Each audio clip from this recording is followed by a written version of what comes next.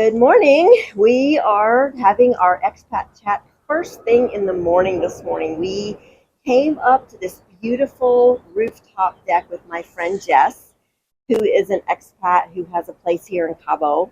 And we came up to watch the whales and the sunrise and just have our coffee. She was going to have a Pacifico, but she decided on a Topo Chico instead. So thank you for joining us on Expat Chat.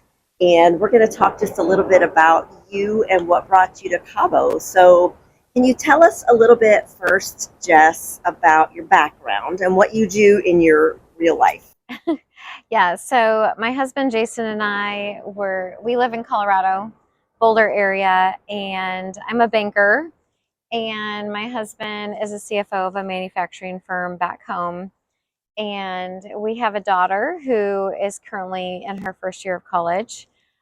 So we are official empty nesters this year, which is exciting, sad but exciting. But it's giving us the opportunity to spend more time here, which we're thankful for. And as far as what brought us to Cabo, we came here to visit just for Jason and I. We did an all-inclusive trip at Secrets. Okay, yeah.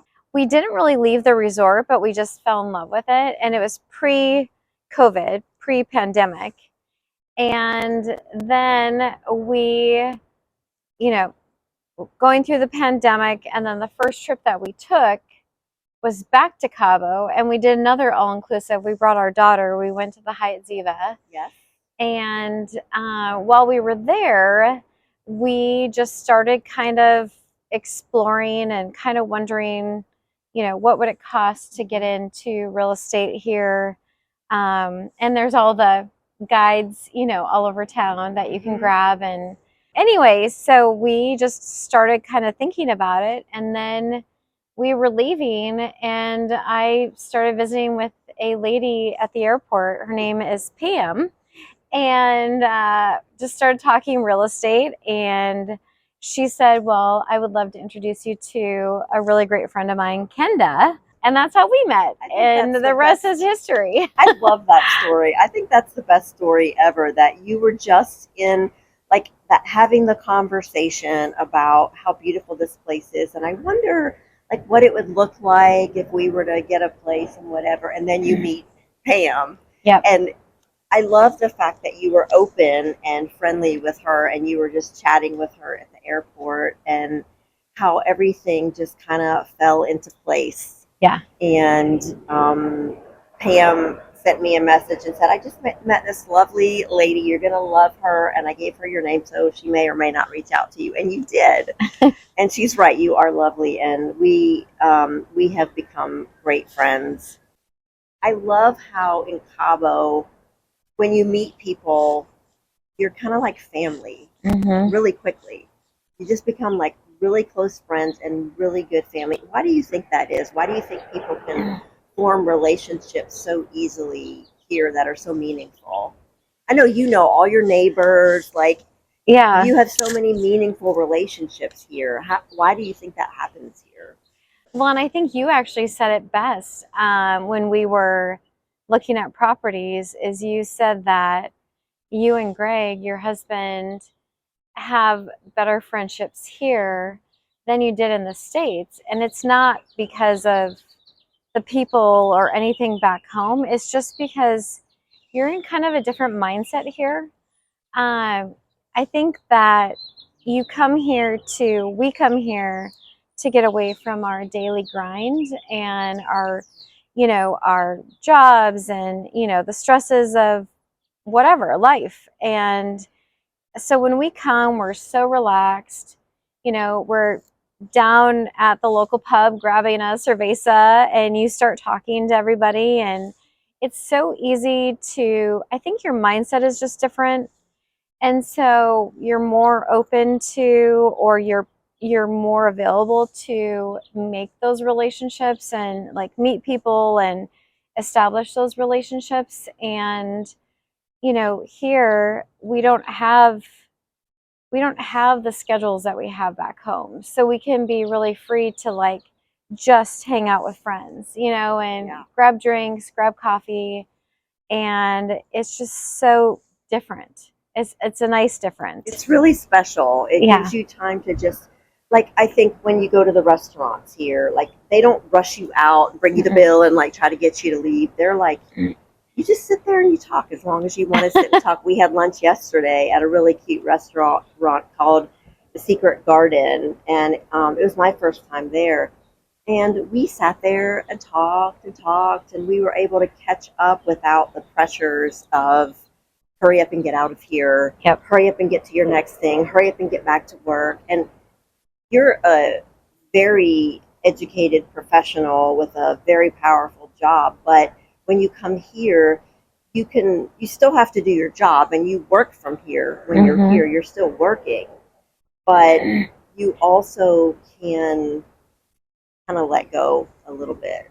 And I think that's one of the most beautiful parts about when you come to Cabo. How many days does it take you once you land to feel yourself like have that release of the stress? I think that like for us, it's usually like a day, a day and a half, 2 days max. We rent out our place, and so that first day is just unpacking the owner's closet and getting everything where it should be, and getting the place ready. And then really, we do that. We walk down the hill, we grab a beer, and we're in Cabo mode, which is like just, yeah. So it's pretty quick for us now. I think it helps if you have a routine. Like for us, when we were going back and forth, and you know this, we've talked about this many times. As soon as we would land, we'd drop off our suitcases at the house and we go to Zippers. Yep. And going to Zippers was like the signal to our brain, like, okay, woo, you get to let go now. And you watch the waves and you feel the stress just pour off of you. And I think at first, when you start coming back and forth, it takes a few more days. But like you said, it's easier for you now. You have your routine. Your routine is to walk down the hill to drinking time and sit at the little high top on the corner and just have a beer. Yep. And that's your routine. What do you find most frustrating about Cabo? Because it's not perfect here. It is a town. There are people. There are obnoxious people. There are hotels. What do you find, if anything, that frustrates you about Cabo? Honestly, because we're on our last day here, I think the biggest frustration we have is having to leave, and because you realize how simple it is here. Our lives are so simple and relaxed here. And, going home means going back to the grind. And it's not saying that we're not grateful for the lives that we have back home and our jobs and our friends. It's just different, and so, the other challenge, is just that we don't have a car here. And so the good and the bad of that is honestly we walk everywhere, and our condo's in a great location, so we can walk most places. I do like my Costco runs, and I would say one of the reasons why we chose Cabo is because I wanted some place where we could still have a lot of the conveniences from back home. And the fact that we have Costco and Home Depot, and there's even a Walmart, and there's plenty of grocery stores that have really quality food. And so the conveniences are here. So I would say just one of our challenges is just not having a car. So when I do want to do the Costco run, it's figuring that out. But we'll get one down here sooner or later. But honestly, we don't really have, there's nothing really negative that I can think of. That's nice to hear. My last question is, do you have a plan to be able to spend more time here? What's your plan for the future? How does Cabo fit into your future life? Yeah, I would say, the last we've owned our condo for 3 years, and it'll be 3 years in July. And I would say the first couple years, because our daughter was still in high school, we didn't get down here as much as we would have liked. But now that she's in college, we're making an effort to come down more frequently. And both Jason and I are fortunate enough with our jobs where we can work remote. And so we've actually been down every month so far this year, even though it's only March.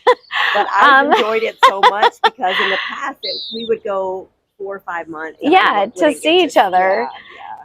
I would say we're just, every time we're here, while we're here, we plan our next trip. Mm-hmm. So then when we leave, it's something to look forward to.